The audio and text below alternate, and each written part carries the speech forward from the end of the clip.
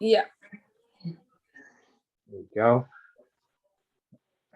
That's it. So what we'll do, so thanks, and just to tell you how we'll break it down. I know I sent you through an email, and that will give you a rough idea of the type of script and what we'll go through. We're just going to have a chat. You're one of the trailblazers, as I said, in terms of what we're doing. So thank you very much. Thanks very much for that. We will, and the reason we're doing that is after this conversation. So even in a couple of weeks' time, I'll probably just give you a call. Or we'll give you a call, and we'll say, so how was it? And we'll share with you some of the things that we took away. We'll share with you some of the imagery that we've started to design, and you just get to input. I thought that you would be. Hold on, I need to touch it. Hold on. Am I still there? Yes, I am. All right. I'm getting good at this. So what we'll do is just seek some feedback from you and how it goes, and as what we're trying to do becomes a global domination, we'll probably just interview you again and take it there, give you a chance to tell us where you're up to on what is a wonderful journey, and inspire the next. Hopefully Freddie and I are globally dominating as well at the same time. Absolutely. I think that your platform and our they'll come together wonderfully. So, it's going to happen. So we'll definitely talk about. I'm sure that will come up as we figure out where your brain is going. Yeah. We put things on silent. Okay. So, Bryany, so listen, as mentioned, Satori, let me give you a little bit of a background. Satori is a machine learning or AI-driven career exploration and transition platform. The intention of the platform is to help those individuals who are either at their first stage of their career, let's say 15 to 24, or any subsequent period in their life where they feel that they may be ready for some sort of career transition or change. And what we want to be doing is helping them by enabling them to explore, to be inspired by different things or different opportunities, by reading a blog, watching interviews like this on those who may have gone ahead of them and what drove their decisions, enable them to reach out and connect and chat and just say, okay, tell me about this and what was that like? And then also to do a bit of experience and maybe try it, be it a job, be it an internship or something along those lines. Mm-hmm. And so one of the first elements that we're looking at doing is certainly building out our plethora of interviews and conversations with the likes of yourself, who we think have an interesting story to share. So, Bryany, thank you for joining us today. Thanks for having me. Close this door. It's I'm quite looking forward to this conversation and learning a little bit more and helping others who I think will probably aspire or certainly be inspired from what you've achieved in such a short time. So if we can just kick off, and if you just want to tell me who you are and what you're doing, that would be great. So I guess I'm Bryany Parker. I'm a 25-year-old that sort of grew up in the northern beaches of Sydney. I'm back in the northern beaches of Sydney now at the moment after a few little moves around. I work in football part-time. I study full-time a sport and exercise science degree, and I'm currently going through candidacy for an honours project at uni as well. So I'm at the final stage of that, and sort of looking towards a career in academia long term.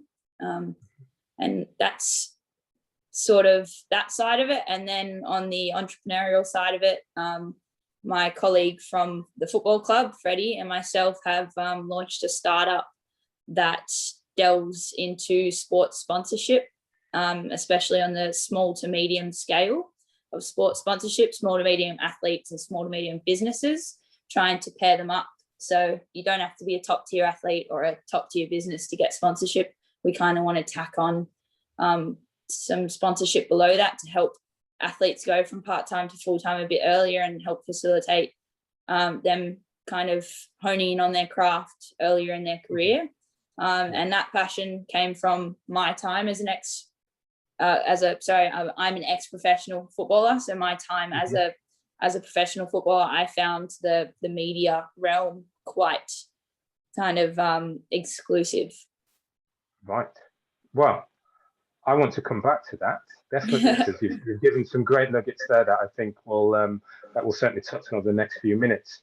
But I want to go all the way back. I want to go right to the beginning, or very early on in the beginning, and just, you mentioned you grew up on the northern beaches in Sydney.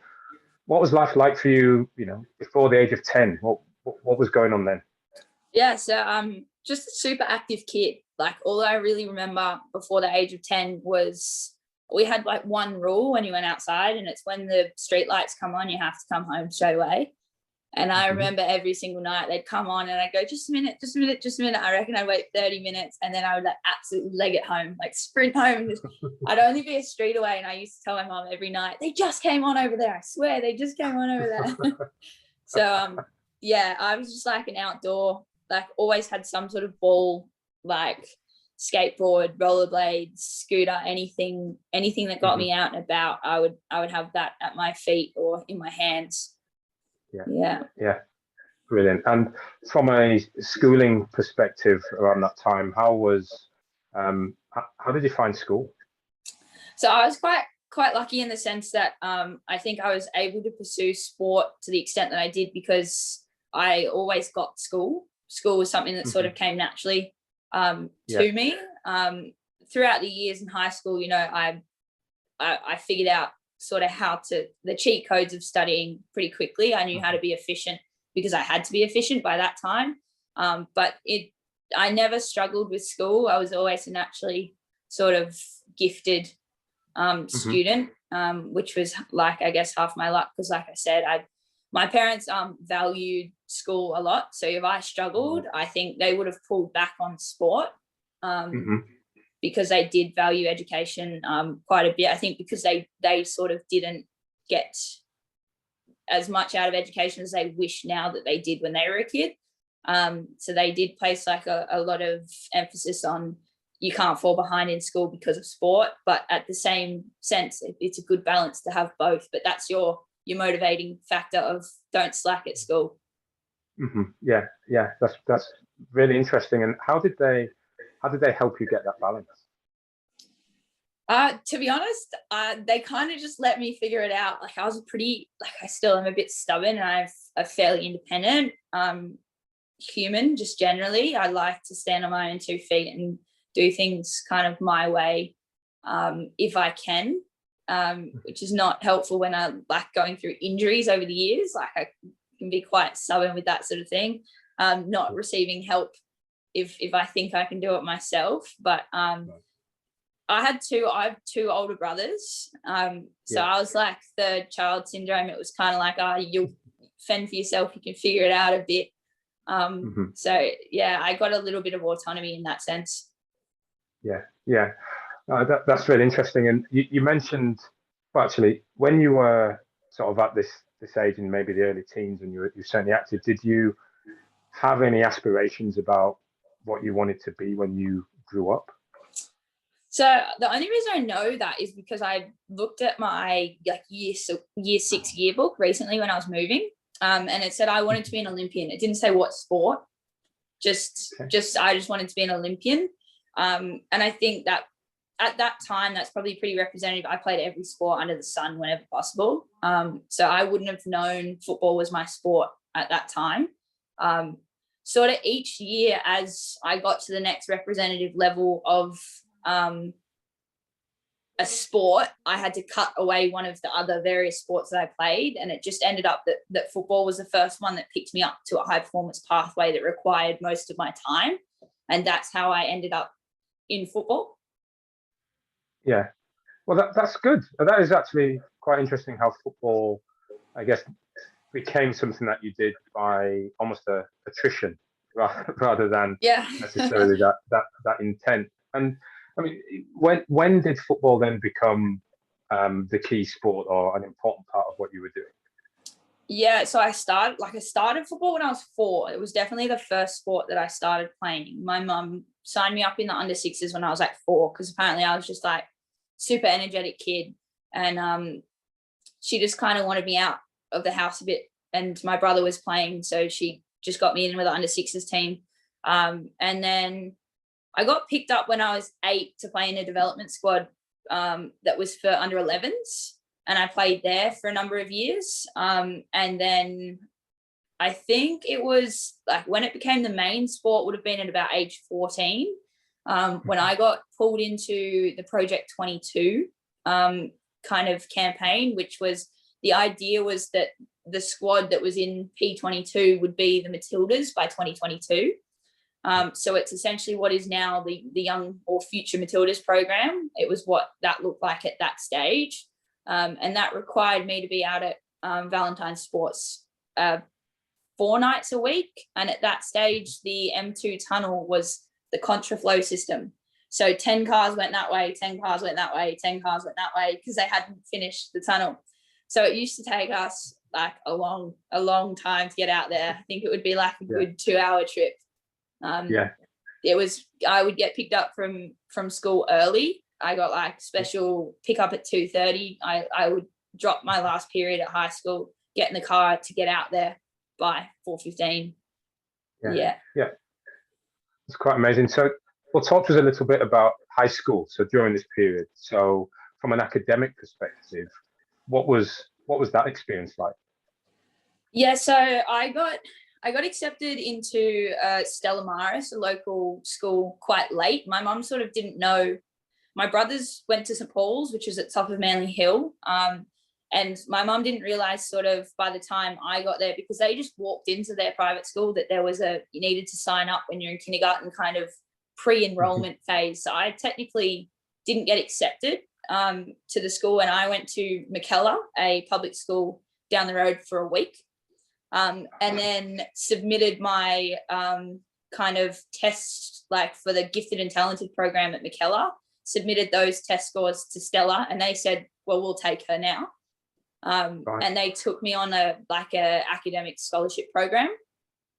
So that my academics was the only reason that I actually got to go to that school. And from probably year 7, I knew that I wanted to go to college in America.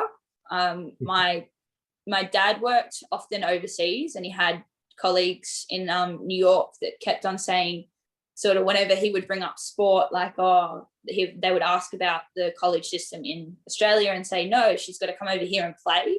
So that kind of got planted in my head pretty early. So I was pretty focused because I knew that they took academic transcripts from year 9 to year 12. So I had to sort my stuff out pretty quickly. So I kind of knew I had to be a good student. So when you say your parents wanted to make sure you had a balance, and I guess gave you the space to figure that out, it seems like you took that quite literally and managed to get a good balance between sport and your academic activity. I think they lend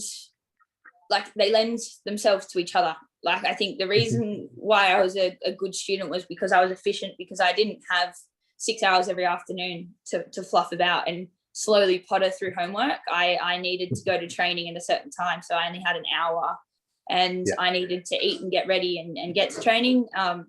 And like, I think like when you look at the productivity of maybe in something like COVID, you can see when you do have all day to do something, it often takes you to the end of the day to do it. And so it's just that driving force of I need to get it done now. So I also can tend to be a perfectionist, so having that timeline to just get it smashed out is helpful to me, because I can't be too nitpicky. It just has to get done. Right. And so thinking then about, so you had this view, it seems like your father and the influence of his international experience opened up your mind to college in the US. If I understand correctly, you knew that there was a sport aspect, but you needed the academic strength as well to be able to do that. Yeah. Did you know what you wanted to do at college? No. And that was the beauty of, that was what I think also sold itself to me a bit, is that college was sold to me as year 13 and year 14, like a global study period of, you do the first 2 years with, you don't have to indicate a master's or a primary kind of area of study. You can just go in and do English, math, science, a bit of 101 everything. And I really had no career focus, and like I think because I was not challenged overly by any particular subject, I didn't feel drawn to one as this is what I'm good at and this is what I should be doing, because I was performing all right in every aspect of it. So it's like I could have gone STEM, I could have gone writing, I could have gone like into history. Like it really, nothing was calling particularly out to me. So who was it that described college to you as you're 13, 14? So one of the girls, she actually came and played at Northbridge when I was playing there. She came back and played. Her name was Danny. Can't remember her last name. I was too young. She went to Texas Tech, and she spoke very highly of Texas Tech. And I asked her what she was doing there, and she said she was doing kinesiology, which I had no idea. And she was like, I had no idea when I started college what it was. And she explained the first 2 years as the kind of intro years, and that's what she did, that she didn't know what to do. So there was no point her going to uni here because you had to pick a course. And she didn't feel she needed to do that in America. So that's why she went there. And that was a big enough influence, it seems like, to help you make that decision. So when you think then of your, just touching briefly on that final year, year 12 at least at school, what type of, how did you motivate yourself then? Or was it year 11 or year 12 where you start to know where you're going to go to college? Where did you sort of make that differentiation? Yeah, so I sat my HSC and my SATs at the same time, essentially. Right, okay. With the idea of the 9, so I would have a 9-month gap. So if I had picked in year 11, I would have sat my HSC and flown straight to college before I had my results. But I decided to do the 9-month gap. So you go August the following year from graduation. So I graduated in 2014, and 2015 August was my intake for college. So I didn't know where I was. What made you do that? What made you do that? I wanted to save money. Okay. Yeah, I wanted to work a job so that I could travel in the break periods. Okay. Yeah. Yeah, and use America as a base. Yeah. Okay. All right. And so so when you graduated then did you have what sort of idea, how much money did you think you needed to therefore save? Well, I wanted to have enough money to come home for summer break. So at least, so that was my goal, was to have a buffer of like a $2,000 flight each way, because that's the most expensive a flight from the furthest point in America to Sydney was going to be. So that was like that $4,000 buffer to say, if I need to come home in summer, I have a plane ticket to go there and back. Yeah, that's good. So let me just check then. When you graduated high school, did you know which college you were going to in America? By the time I graduated, I didn't know. No, I waited for my HSC results and I submitted my full academic transcript. So when I did it, it was a lot. So this is 7 years ago now. It was a lot rarer for Aussie students to go over there. It wasn't as solid of a pathway. And I know, so you're looking sort of at that option for your sons. So I'm not sure if it's the same anymore, but the NCAA used to have a lot of rules in terms of when you can communicate with coaches. So certain periods of communication that you can email, and other periods of time, if you email, it's like completely against the rules to sort of inquire about a position. And so we were navigating that for a while, and basically had to enlist help from one of my dad's colleagues that knew the system pretty well. Right. And so we waited for graduation so that I had a full academic. So it was beyond graduation because I had to wait for my HC results, my ATAR. Yeah. So I guess you saw your ATAR still as quite an important aspect in getting you to America. How did that influence the subjects you picked then for your HSC? So I ended up doing 16 units for HSC. I carried a large load. Mhm. I originally chose that many units because I was going to do a pathways and split it into 2 years. So it was going to be eight, and 8, which was nice and tidy and fairly easy to digest. And then I didn't want to not graduate with my mates. I saw one of the girls in the year above me that was doing pathways. I kind of saw her the second year that she was there, and it was like she looked like a different person. It was just like she had no mates at school. She was rocking up to classes with people from the year below, and she just hated it. So then I went, no, I'm going to just smash it all out in 1 year. And I had to choose. You had to tick all the boxes. So you had to get your sciences, your English, your maths, I think it was human resources was something else they class, or human studies. So your religion and your history. So it all had to fall into certain categories to qualify you for doing, like, to qualify you to get into programs at certain schools. So I picked out of them the things that I liked best, and the things that I would score best on.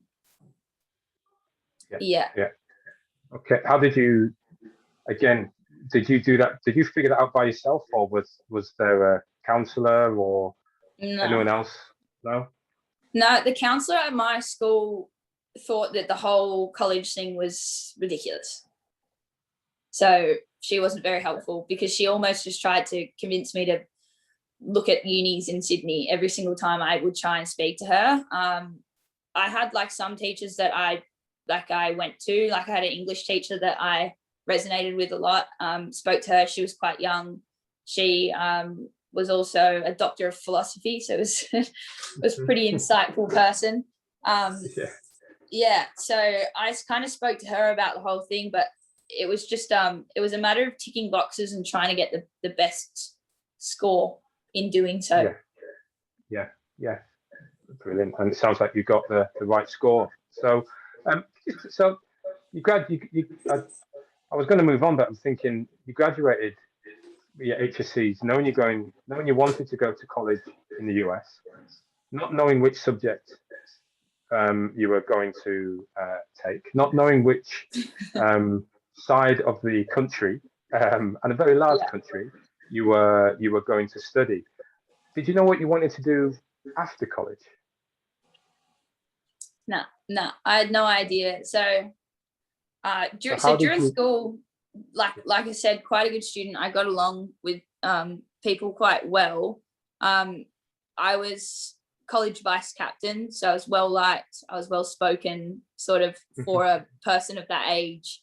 And I sort of got told a lot that I should teach, but I couldn't have thought of anything worse at that time in my life, which I think is ironic, because I teach kids football now, but I find that to be very different than a teacher in a classroom. But I think I knew I wanted to interact with people, and I had sort of 3 major ideas in my head, which was either law, medicine, or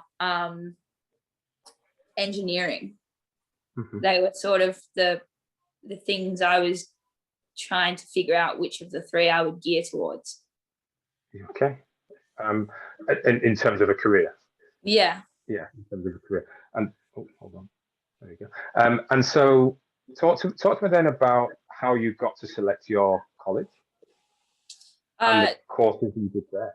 Yeah, so my college was interesting. So I went through I did a summer program with Stanford, but I couldn't get a full scholarship there, and it's mega money. When you say a summer program, what does that mean? So they take you for the summer tournament. They do like so external to the school, they put their teams into, it's like the NWSL but the tier below. And so I guess it would be the equivalent of the Premier League, but it only runs in summer in their off periods. They put me in with that to see if I could keep up with the standard. And they sort of liked me from a football perspective, but I couldn't, like, you can only get 25% at Stanford, or at the time for Ivy League schools, the rule was only 25% of your scholarship can come from sport. So you have to be on a 75% academic to get a full ride. And for an Ivy League school, that's like I think like the weighted, if you do the weighted GPA of, I think you need a 4.2, which is like advanced classes in everything, A plus kind of. Yes. Yeah. 99.9 or something, 99 point something that you need. Yeah. It's just a ridiculous, like, and when you calculate with the high school system in America, they can do extra credit classes. So they don't have to get 99.9% in everything, because they can pick up those credits in those kind of tack on classes. But because our GPA equivalent, like when they look at our transcripts, it comes off your report card, which scores you in behavior, attitude, like it's all a bit weird the way that it was done at that time. So like, say like, for example, in year 10, I had a huge issue because one of the teachers failed me in soccer in my PDHPE class. And she failed me, and we had to go and have like a huge argument with the school and say like, this is included in a scholarship report for soccer. Like, you have to understand like the gravity of the situation here. And her argument was like, she made it look too easy, like she wasn't trying. And it was just like, that's the point, like, you know, it's supposed to be a bit effortless. And but yeah, so that was like a whole debacle in itself. But it was just, I think it was all a bit different then. So I first was geared toward an Ivy League school, then sort of quite quickly realized that if you go to an Ivy League school, you don't play until maybe your sophomore year. You start getting game time. You don't play as a freshman. So then I kind of readjusted and said, okay, well, can we find a Div 1 school that I can get into? And the Div 1 school that I liked, my dad vetoed because it was in a dangerous city. And where the college housing was, he wasn't happy with it. In the end, I think my parents actually picked the college that I went to. And I went to a small town in South Carolina, in Greenville. And it went horribly. I hated the coach. He wouldn't let me step in the weight room. And within 6 weeks, I was back on a plane home with the intention of transferring to a school in New York. But when I came home for the 2-week period that I was home, I ended up basically getting recruited into the Navy. Right. Yeah.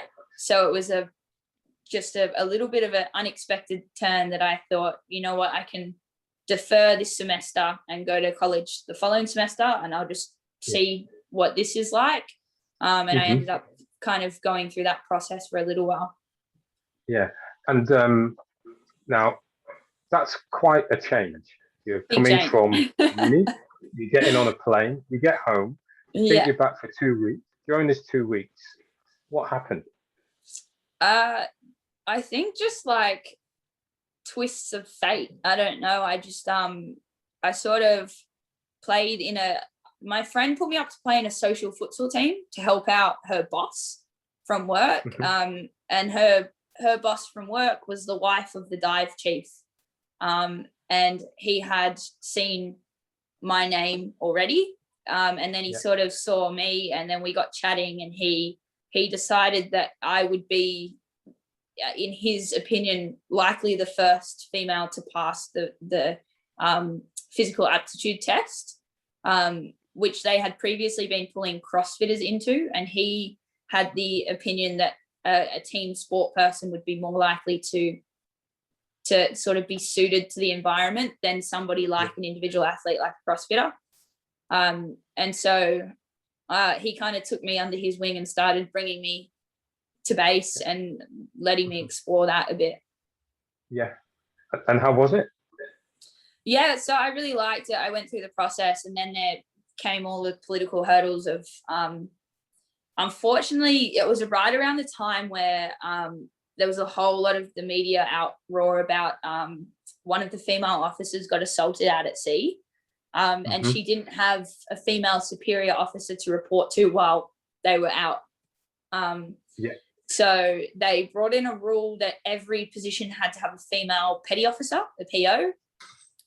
Because I was the first one coming through that program, they didn't have a fix to me not having a superior. And so everything kind of got halted pretty quickly.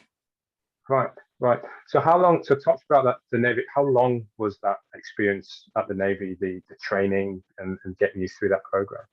Yeah, so probably about, it was over a year, between a year and 18 months, 12 to 18 months that was sort of fluffing about. But what I suppose I'll ask it a different way. What were you doing? What is the Navy? Yeah. What does that look like? So with clearance diving, it's a little bit different. So I would get picked up at like 3:45 a.m. by the dive chief who happened to live down the road. He would pick me up 3:45. We'd head in and go out on the boat, come back at 2 p.m. and like that was your day. It was just diving, going and getting coffee from Milson's Point, like sitting out on the ocean, running training drills. Like I was kind of just spectating for a long time. And then I was physically prepping myself outside of that to do the physical aptitude kind of component of that. So I would pretty much do that and then go and attend like PT sessions. And so his belief was that you as a fit team sport player would fare better than an individual, a CrossFit individual doing it. So how did he feel then? Was he, well, for one, was he right? And two, what was the process like going through that when he also wanted you to be a success?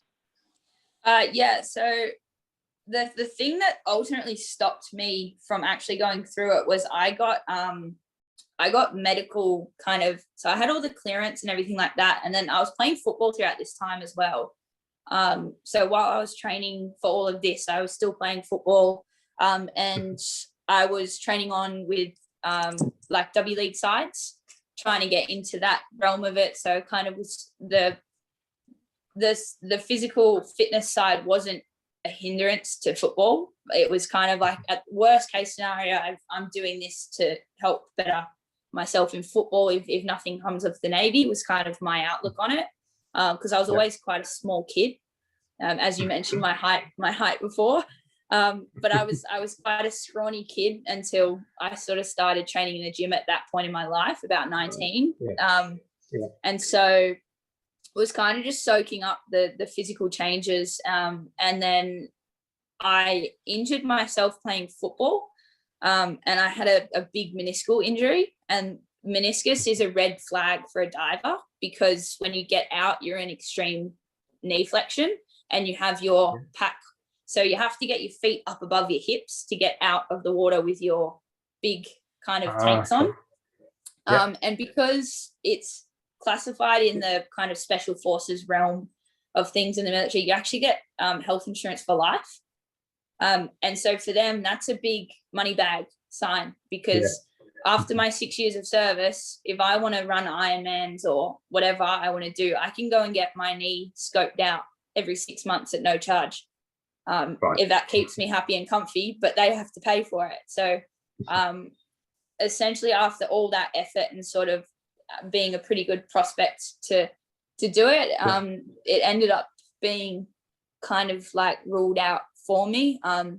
But Mark, my dive chief, he kind of said to take it as a blessing because at the time that I was going through this, he was getting a double shoulder reconstruction from kind of the effects of the job. Right. Okay. That must have been hard to deal with though for you.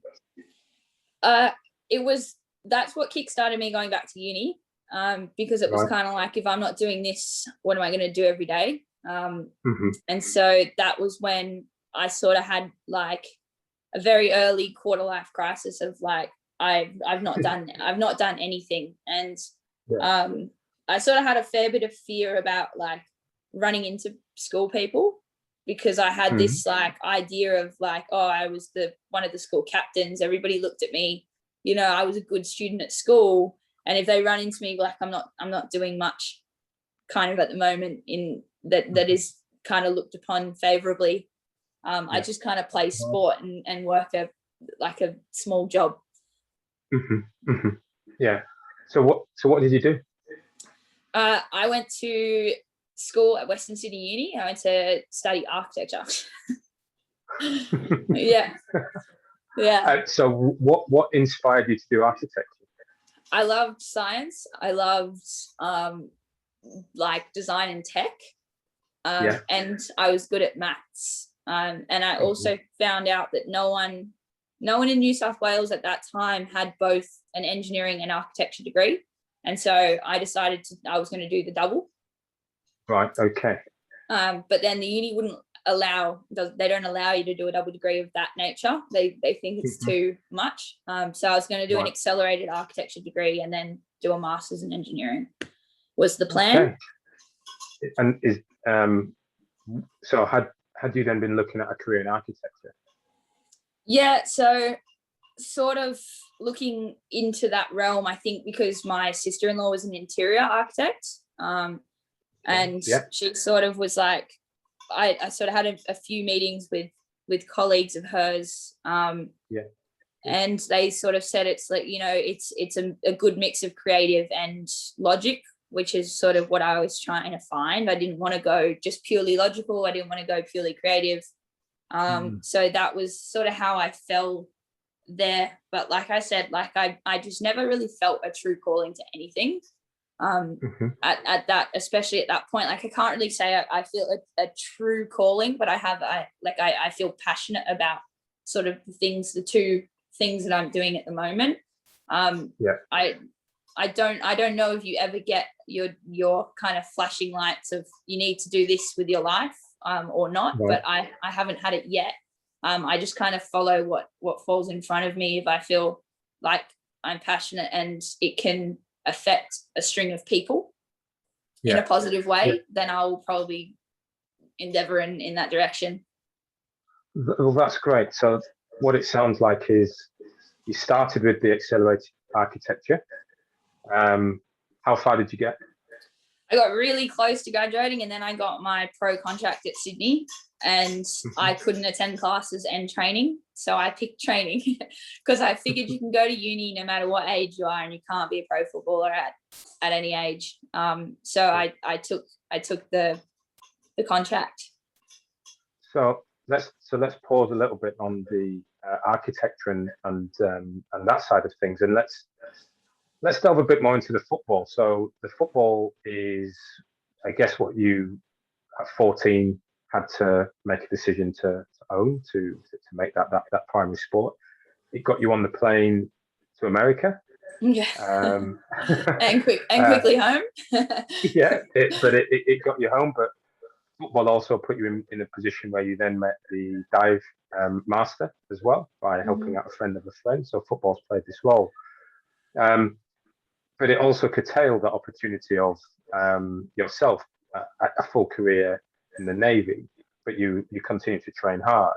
So at this point, as you think back to that time, how important was football for you? Yeah, I loved football. I always loved football, and that was something I was like, from what I can remember in terms of, I don't have a great memory from my childhood.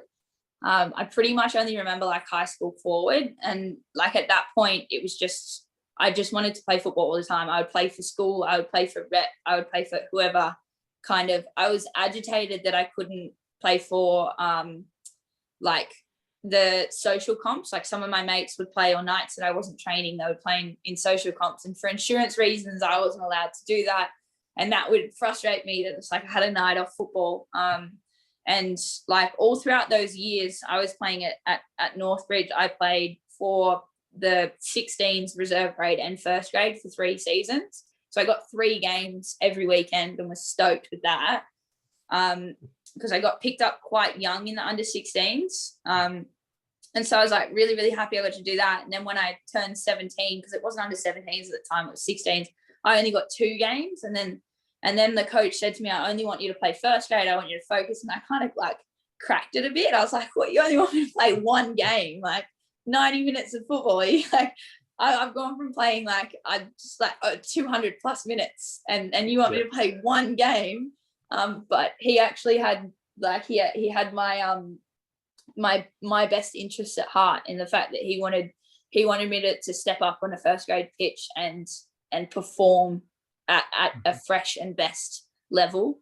And in the end, it was that coach that actually helped me sort of get the pro contract. He played a large role in it. But football was the most stable thing in life, I guess. So it did provide that comfort to me. And so you achieved many people's dream. You got to sign a professional contract. Yeah, it was pretty good. So I got called to play in the team against Sydney for a trial match. I got called up for the sort of NPL selected few from the coach. He was pretty present during the WNPL season, and he kind of took note throughout the year of who he thought could keep up. And he told me the main reason that he called me was because they had quite a fast left winger playing for them. You might know her, Lisa Devanna. So she was quite quick, and he said that I was the only person in the WNPL that he thought could catch up to her. And so he wanted to challenge her in her speed. And so that's why I got invited to that game. So the first week I turned up, got told basically you're playing against them in this practice match. It was like, okay, sweet. Got called up again the next week. Can you come back? And I was like, yep, no worries. When I arrived, I got pointed to a change room. I walked in the change room and the Sydney girls were in there. And I was like, oh, I'm in the wrong change room. Walked back out and the coach was like, no, you're playing with us this week. And so I was like, oh, okay, something different. Maybe they're mixing the teams. Like, I don't know what's going on. And then it wasn't sort of really until I got on the pitch that I realized I was being trialed for a W League contract. And sort of at the end of that session, he offered one to me. And so sort of within 2 hours, I didn't realize I was trying. I thought I was getting the opportunity to play against them. And I, at the end of them, was signing a contract and being told I would likely play in the first round against Western Sydney. So a home game kind of sorts, like a home city debut. It was kind of like a bit of a dream come true in that sense as well. And so how was it? How was that game? How was it for you?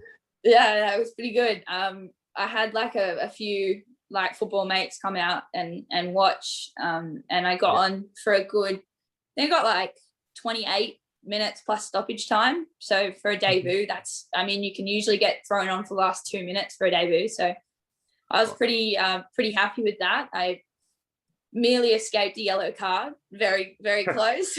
So I made a stamp on the game, and I had a lot of fun kind of just doing it and getting out there and playing. I was very lucky. There was 7 current Matildas playing in that team. So just that year of training, or that 5 months, unfortunately for women, it's not a year. That 5 months of training was quite intense to sort of be surrounded by the best in the nation as well. And so how has that professional experience influenced where you are today? Not in the way I guess I would have thought.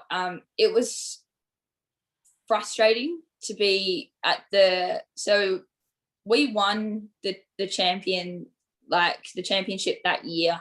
And still there was like this always present issue of like, we trained in the morning early, and at 9 a.m. it was like, quick, get out of the breakfast room. The boys are coming. They trained at 10:30 and they wanted to come have their coffee and their toast pre kind of training. And it was like, you're being shooed out of a coffee room so that you don't interact. And this is pre-COVID. There's no mixing rules or anything like that. It was just like, quick, get out of the boys' way.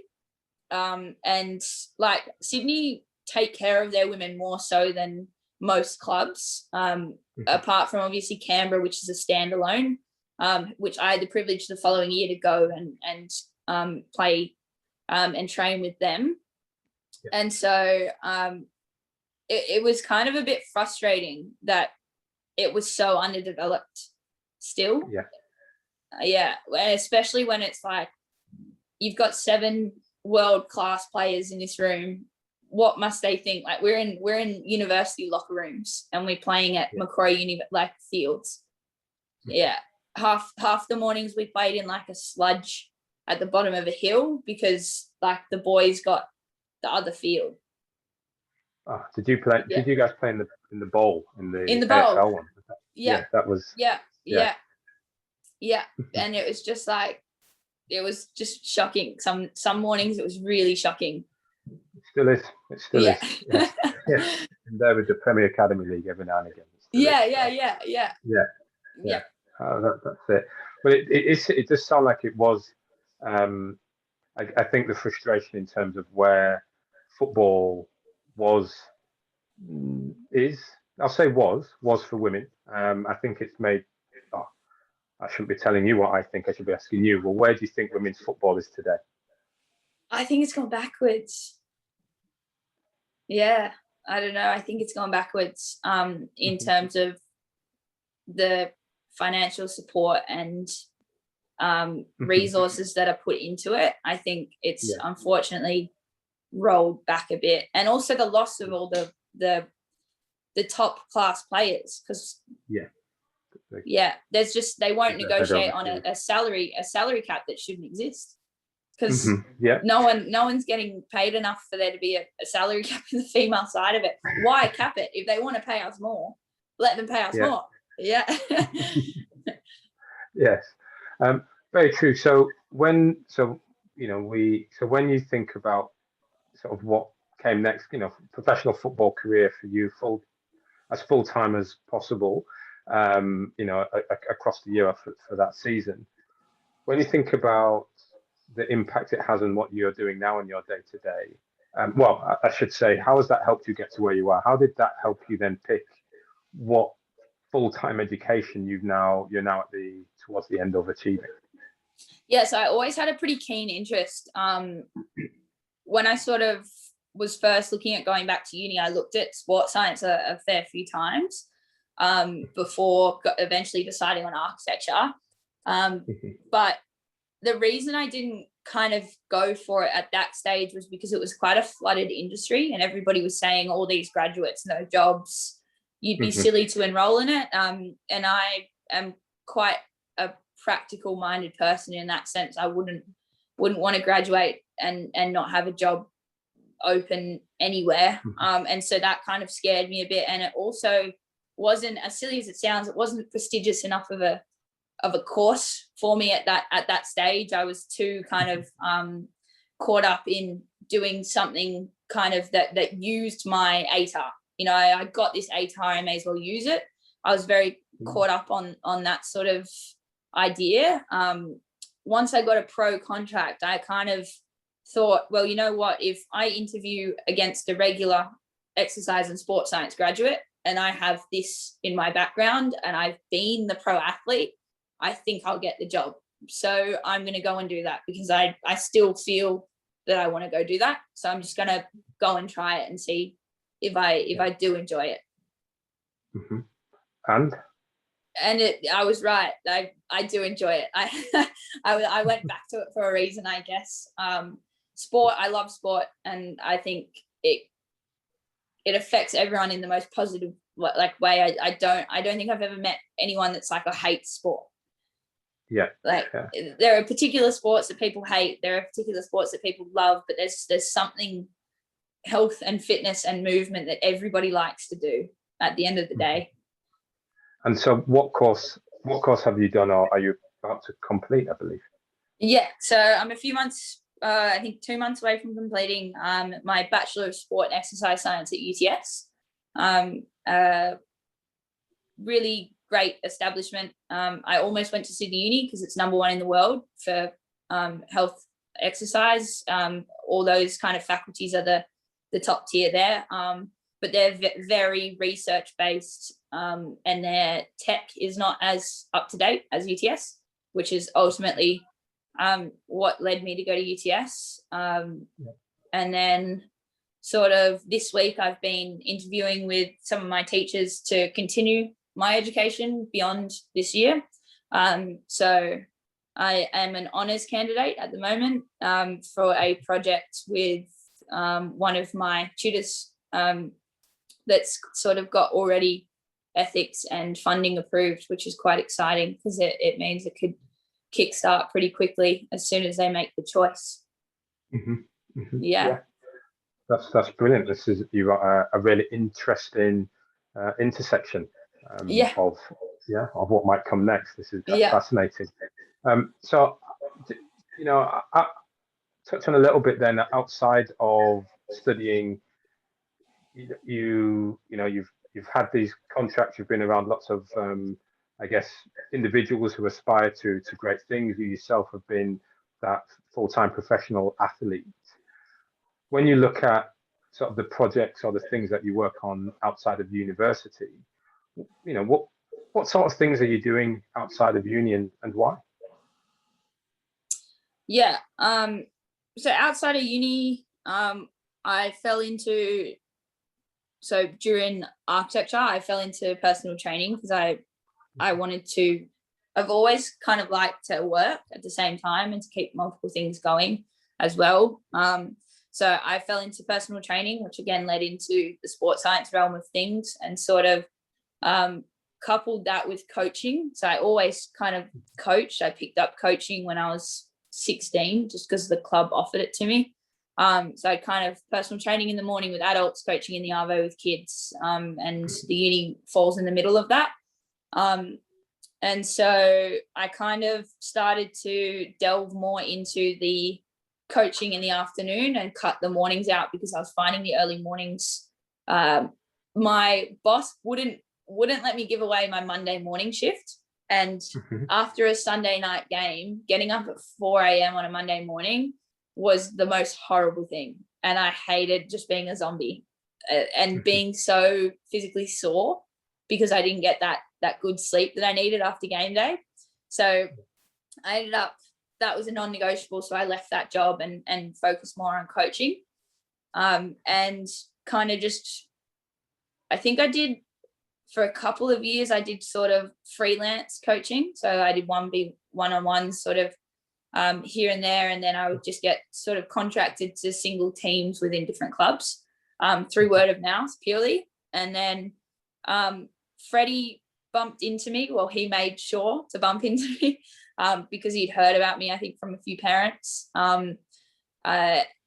that the kids were enjoying the session with the team that I was coaching, and he'd heard my name a few times. So he sort of sat at the field and I think purposely bumped into me to try and get me on board in the academy program. And that kind of ended up being like a very happy bumping kind of incident because that ended up becoming sort of my part-time work. Yeah, that's really good. That's really interesting. And I guess, is it your only work that you're doing? No. So then football again brought another important person into my life. So Freddie and I got along quite well, and sort of he was doing an internship with an MMA kind of athlete agent. And he was sort of getting into sponsorship, and we were talking about the way that football is run, and we sort of had this brain spurt of, do you know what, every academy should be run privately through the club.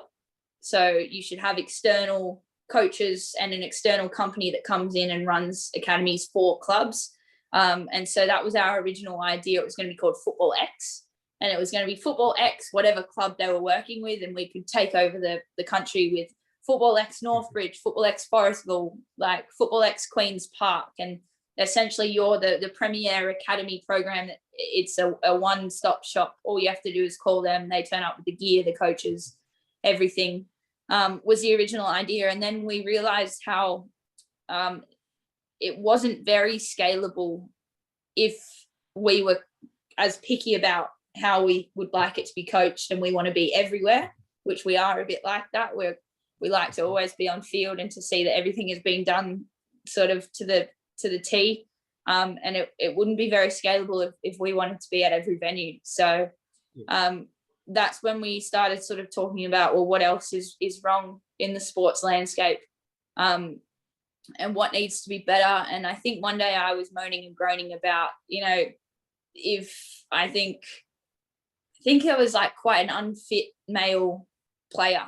And I was like, if I was paid to own, the only thing I had to do for 7 days a week was to train, like, how would it be acceptable for me to be like unfit and overweight? Like, it's just, it's shocking. And if I was given the opportunity to be a full-time athlete, like, I just would have thrived. And I was talking about Canberra, because Canberra, the setup is full-time.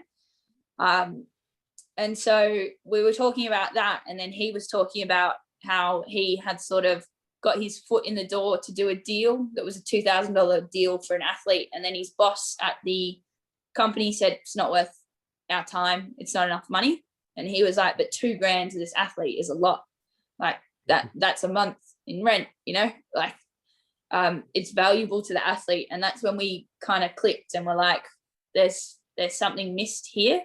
And we sort of started to delve into the small to medium scale of, or I guess the small to medium portion of both athletes and business sponsorship in the sports landscape. Sounds like it's going to be fascinating. This is definitely something that we're going to have to come back and talk to. And so listen, let's just flip a little bit and think about the next people, the people who are going to be watching this and thinking, you followed a path that certainly is interesting. What would you say? What would you do? Think about the pivotal moments of the journey that you've had so far.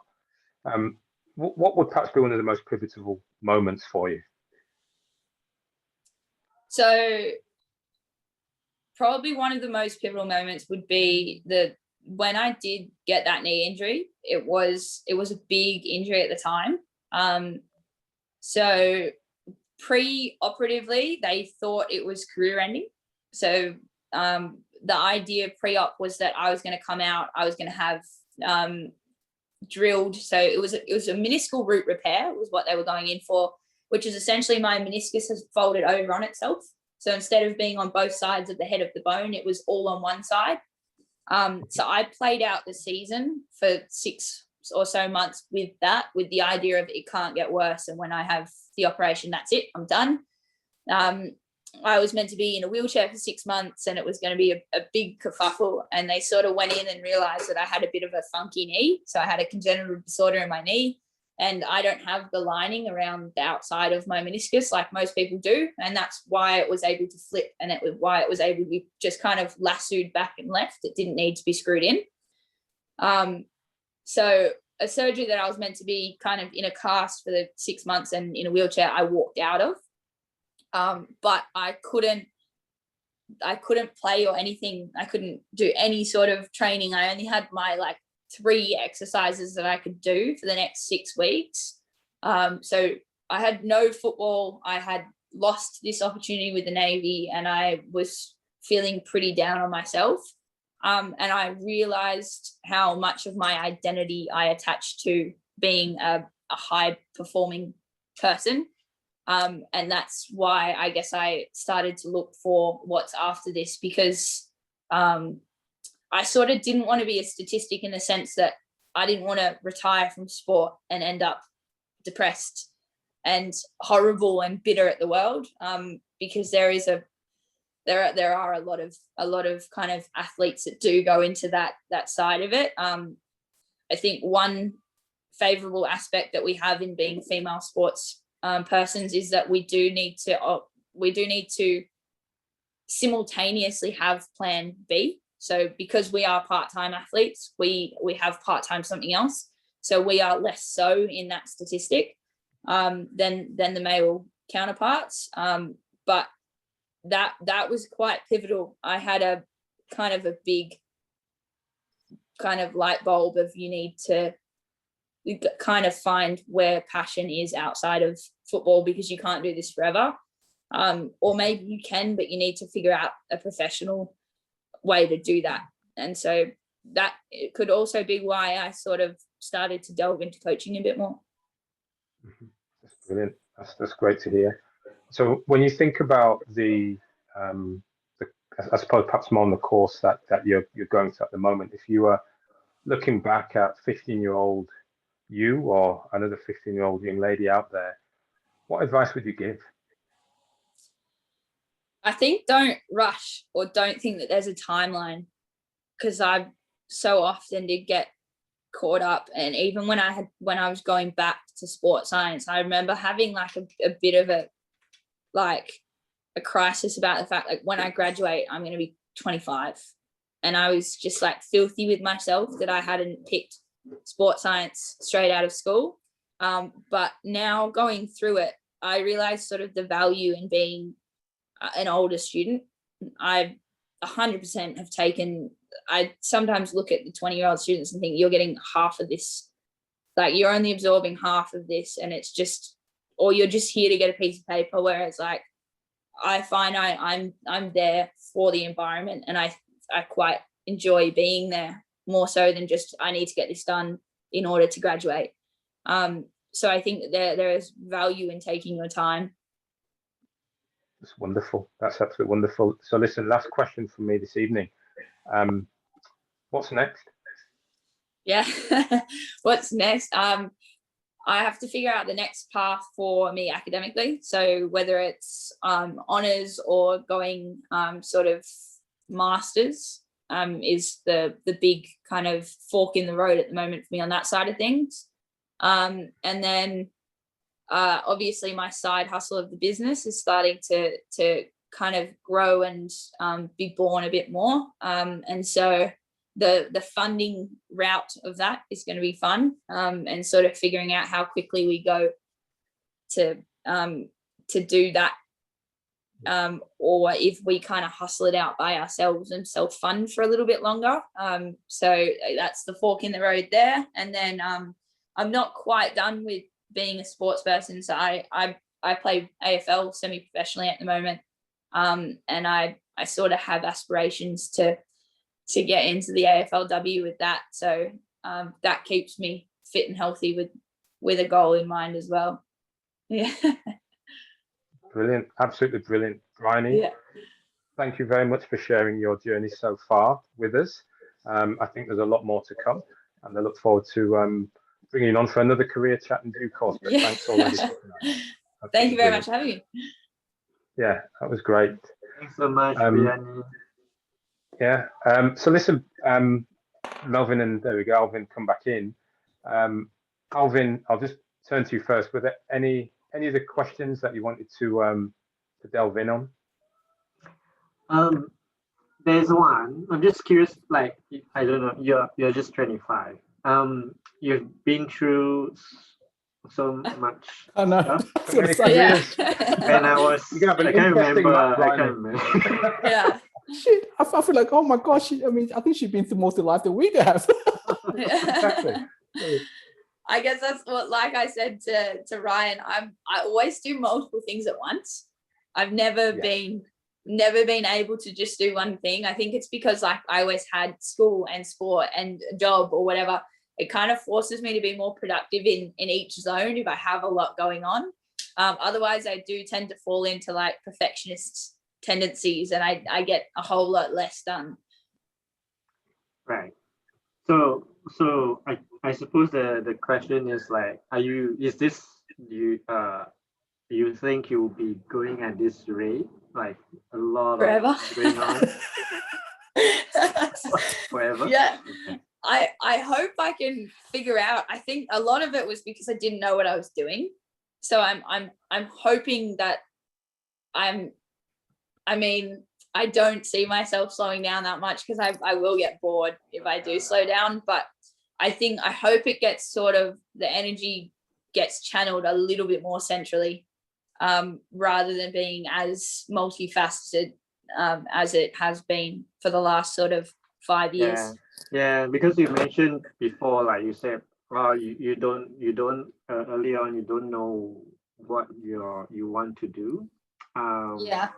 For many times you said that. Do you still feel that? No, I think so.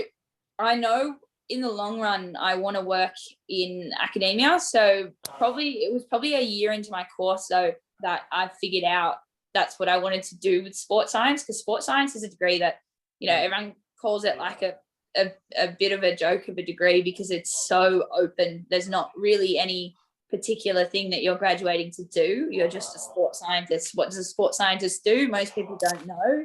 Half the sports scientists in the world don't know what a sports scientist does. So it was about a year into that degree that I figured out I didn't want to leave uni, and that studying is something I wanted to do long term. And so research and something that comes with research is teaching. And so that gives me that dynamic nature that I love as well, of a bit of both. So I think that will fulfill me in that sense, because I get my own project and then I get the project of helping other people, which I like to do. Yeah, okay. Yeah, because my also another question was that when do you actually think was there a moment that you really understood yourself, what you're looking for, and that was the moment? No, I think that was probably more recently. So probably like 3 or 4 months ago, was when I sort of stopped and figured out what I wanted as an individual. And that was just kind of like basically I had my partner and I split after a few years, and I realized that I was chasing after what my partner wanted and not what I wanted for the last few years, and I got sidetracked, and it made me kind of self-reflect and evaluate, sort of ask a lot of questions of myself and recognize that I had let go of my own values. And that was kind of when I started to really truly gear towards what I wanted. Yeah. Cool. Yeah. Thank you so much. Very deep. Great experience. Yeah. I don't know. I know you're young, 25, but I'll tell you what, you definitely got a very mature mind and very mature thinking.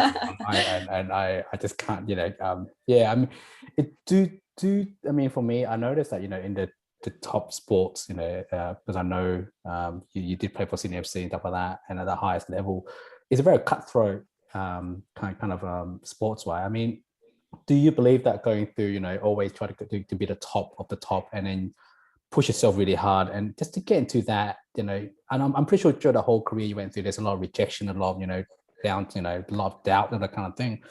Do you think a lot of that experience you went through sort of helped you as you grow older of what you're going through, of some of the key decisions in life? Yeah, I think a mix of that and sort of my eldest brother, he required a lot of attention from my parents. He had behavioral issues and of the sort, and sort of wasn't very focused, and he required a lot of kind of handling to keep him on track, on the straight and narrow. So from quite an early age, I was left to my own devices she's quite confident, she'll figure it out. So I think kind of that made me grow up pretty quickly as well. In that sense, I also, because I required like how much I traveled with sport and stuff like that, I often got carpooled around. So I got quite used to being alone and not having my parents with me often from quite a young age.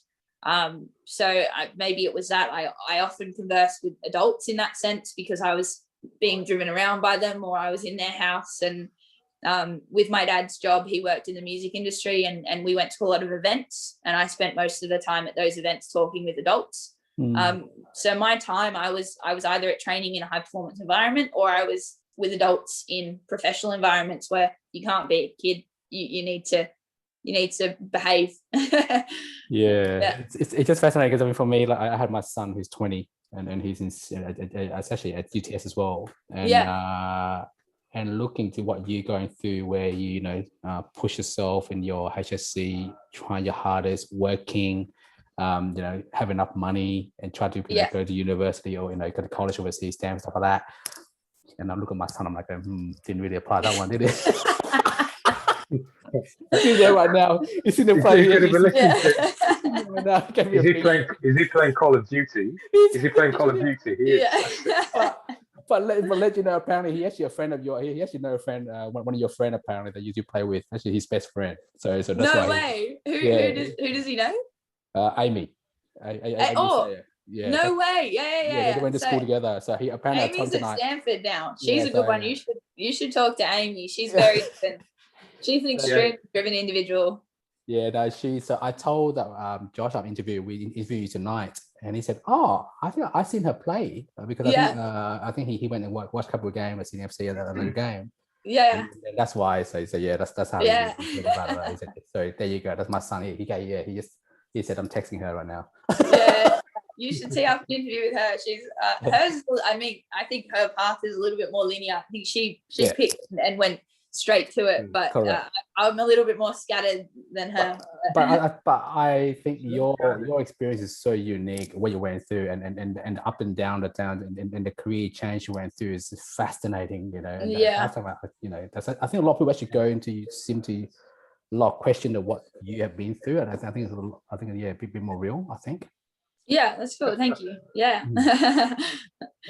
It's brilliant to hear, Bryany, and I think you tell it well. I thought you were able to talk quite a bit about some of the decision making, some of the paths that you took. It has been fascinating just to hear it from you, and hopefully we'll do it justice in the way that we summarize it and rough it out for you. But we'll certainly come back. But it was a really good experience, really good to talk to you. Yeah, it's good fun. Thank you so much. We appreciate it. Thank you very much. Yeah. Cheers, Brian. We'll be in touch. Yeah, we'll be in touch. See you later. Bye-bye. Yeah. Man, 25 of age, the way she went through in life, holy cow, are you serious? I know. Well,